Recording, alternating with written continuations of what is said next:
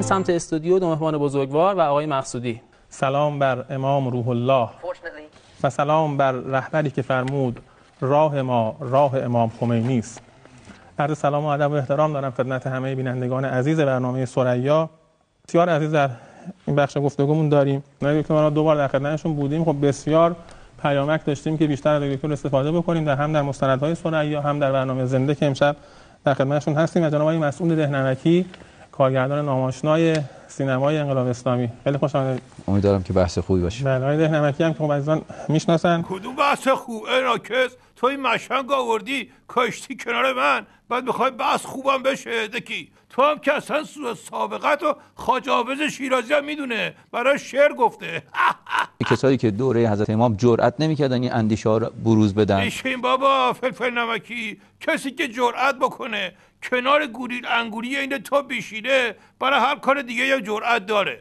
و بعد از امام این رحلت امام این جرأت براشون فراهم شد و پررو شدن. پررو هفت جد و آبادتا همچی میذارم تو پوزت که آبروغن قاطی کنی بری تو یکی جنا اسم بنویسی. ناکس دکی یه بار این توی جمعی از همین پرت و پله ها گفت، یکی بهش گفت خیلی گاوی، اینم برگشت گفت من شما رو به جا نمیارم، شما کجا منو میشناسیم؟ روشن شد یا بذارم تو دنده دو یه حال کوچولو تا روشن شه.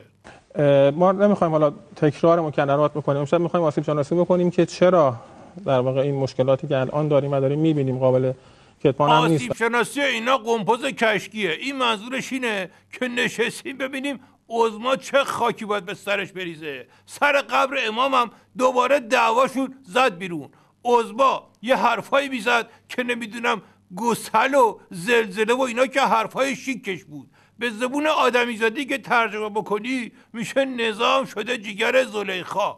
بدبختی از سر و کولش داره میریزه تو همه زمینه ها. فرهنگی و نفوذ منطقه‌ای و بحث‌های سیاسی داشته و آره تو تازه اینقدرشو فهمیدی.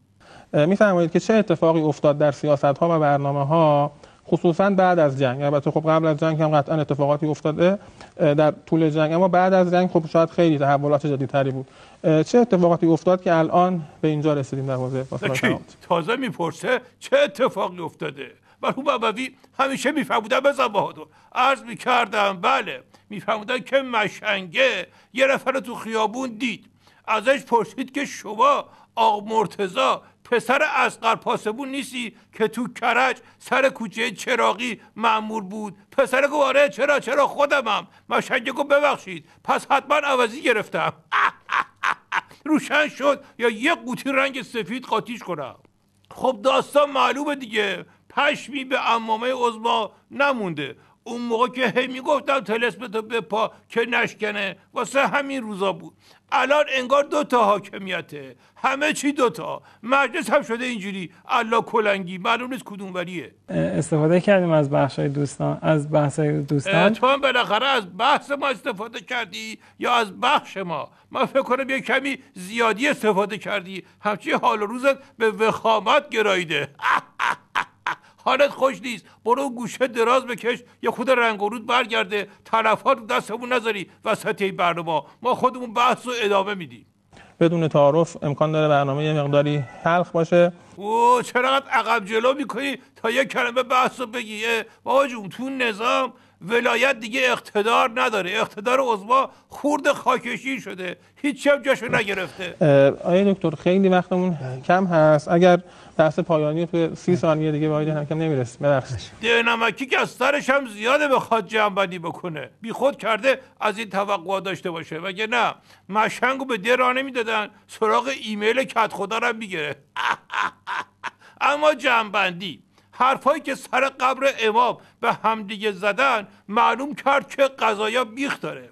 دعوای عظما و حاجی رفسنجانی سر جای خودش، یه ترس خیلی گنده تری هم هست که نمیتونم اسمشو اینجا بیارم. قرار شده هیچ صحبتشو نکنیم، چون تا قیامشو بگم دیگه حال عظما بد میشه.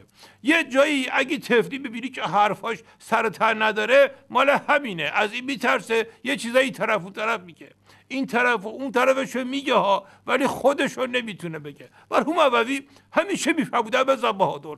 عرض میکردم بله، میفهموندن که مشنگه به کولر سازه گفت آقا ببخشید این کولر ما خراب شده. کولر سازه گفت کولرتون آبیه؟ مشنگه گفت نه خیر، فقط دورش آبیه وسطش سفیده. روشن شد یا کمی بنزین بریزیم روش بکشیم به آتیش کل برنامه رو.